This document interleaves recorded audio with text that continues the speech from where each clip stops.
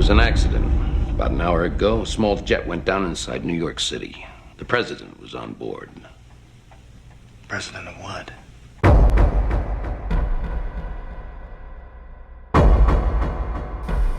Gas, check. Food, check. Water, check. Weapons, check. Everything, check. Network, check. Multiple places to go, check. Chemical suits, check. You name it.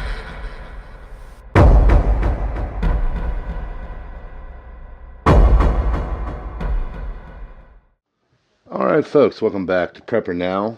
First off, I want to thank everybody for coming out to watching the live stream last night with Modern Refugee and Roaming Prepper and Hudson Valley Preparedness, Prepping and Survival, and of course, Prepper Dog.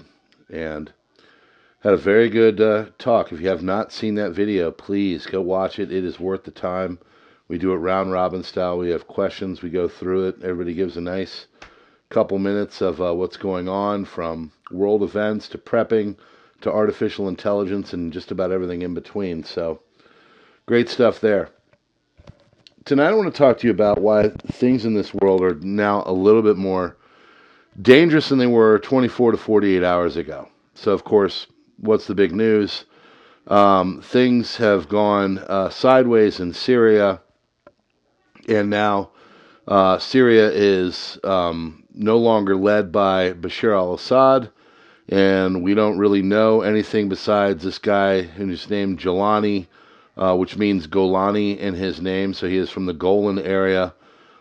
He is the new would-be ruler of them, and, well, in 2017 and 2018, he was on lists, and I'll just put it to you that way. So, but even beyond just Syria, there's a lot of crazy stuff that now is up for grabs and is in question. And as I stated last night on the stream and then on Crisis Report after, Iran and Russia are a little bit more cornered now, which means their response could be a little bit more feral and a little bit more existential. So, what has gone on in the last 24, 48 hours of Syria and everything? Well, right now, sensitive military installations and other things that have been had by the Syrian army, or whatever the heck it was, and of course now the Assad regime that was and is now defunct, they have been destroyed by Israeli attacks and also others, American attacks, across southern Syria. Okay? So they're worried about these things because, well, there's reports that they have chemical weapons and other nasty materials. Weapons warehouse near Damascus, their airport there, has been hit. Massive strikes all up and down the western portion of the country on the Mediterranean, on places like Latakia Port, which of course is close to where the Russians were. Giant fireballs, huge explosions, everything else that is going on there. Now, after all that chaotic and everything else, now there appears to be a bit of a vacuum, and Israel is moving into areas like Quneitra on the Syrian border and doing anything they can to take out anything that could be used against them, from heavy weaponry to technology to chemical weapons to Air Force planes and everything else, anything. They're taking it out because they don't want it to get into people's hands that could use it against them. And so they're writing at KANN, one of the main Israeli news broadcasters there, says Israel's goal is to destroy everything from Assad's army that could fall into the hands of anybody that is of a rebel faction and might not be kind to the Israeli regime. Okay? Doesn't matter what it is. If it's there and it could be used against them, they're going to destroy it. So, and Assad's army had all kinds of nasty weapons. So, what happens now? Well, Assad was not a great human being, and he will live out his days probably in Russia for the rest of his life, and say what you will, he had a secular state in Syria that had numerous different groups. The Alawite, they had Christians, there's the Druze, there's numerous different factions of many different religions. People in some areas still speak Aramaic, which is the language of Christ. So, the other problem is that now they have hardcore jihadists there as well. And we're not just talking some ragtag officials. We're talking the reassembly of ISIS and Al-Qaeda and the Taliban and everything else. Now, they have rebranded themselves and pretty much said, hey, we're not them, but it is them, okay? It is ISIS, Al-Qaeda, Taliban, all the worst of the worst, jihadists, rebranded, ready to roll. And that, of course, is why Israel is taking out all of these different weapons areas, whatever they may be, whatever they may house, whatever.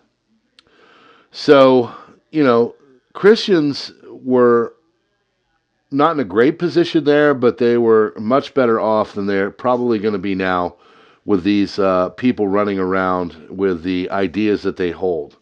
And there is a worry that there might be the evolution of a state that imposes Sharia law and other difficult situations for people that are not of a very hardcore Islamic belief system.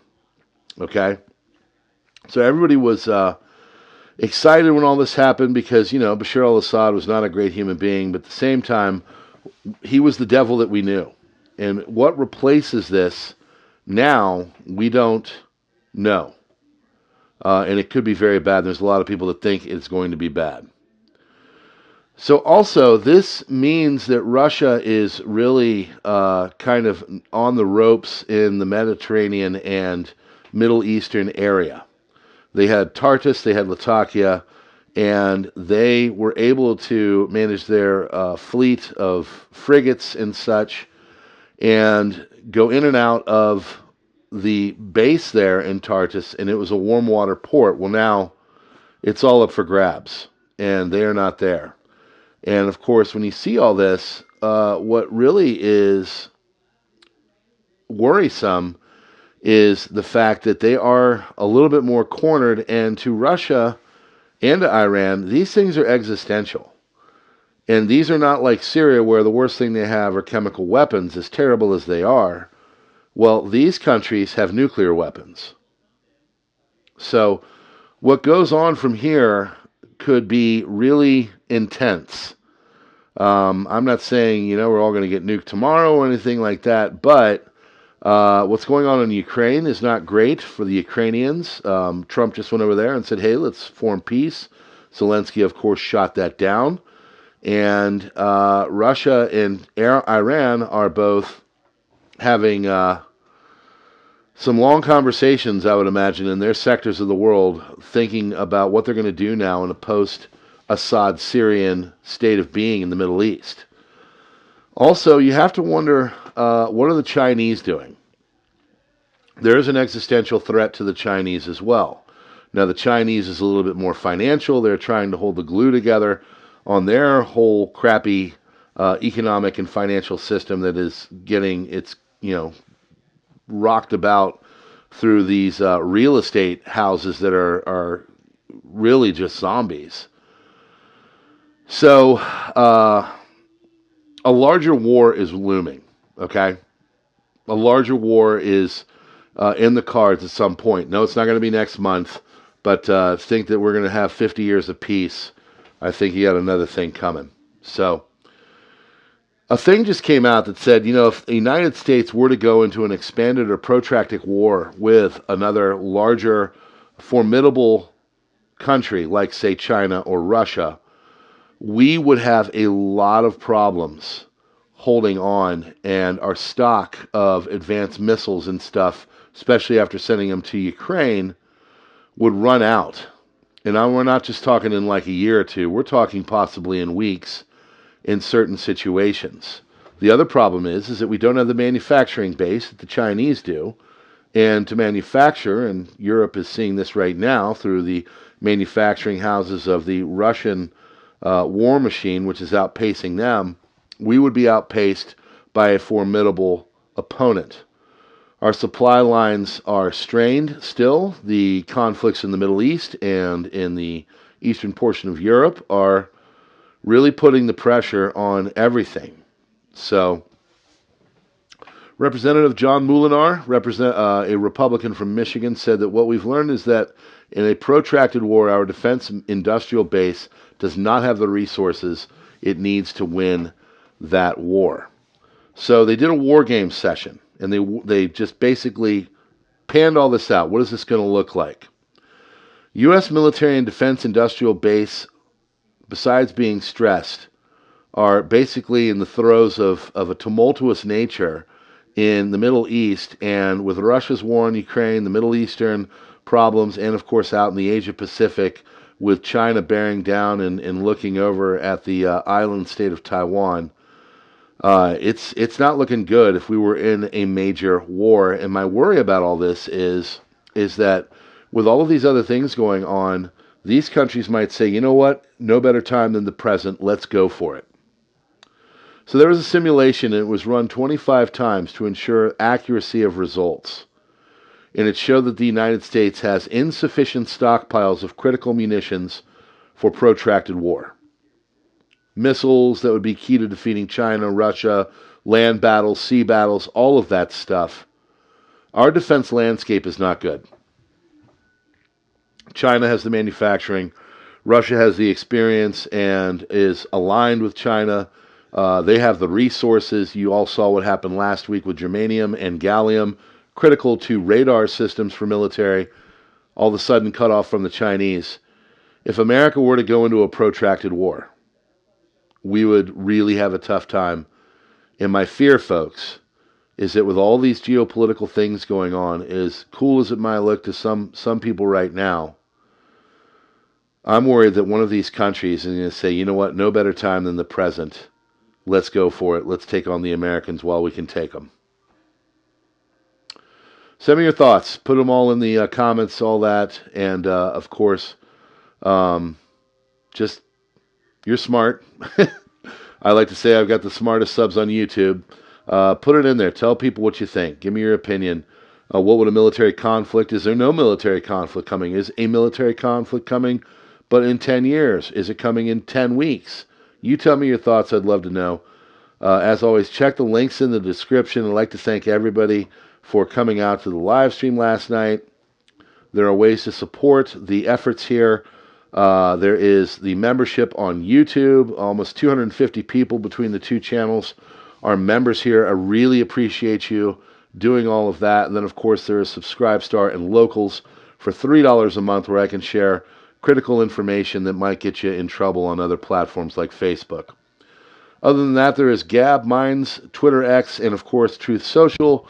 I got about 250 people over there. I'm not over there a lot, but I'm just kind of growing it organically.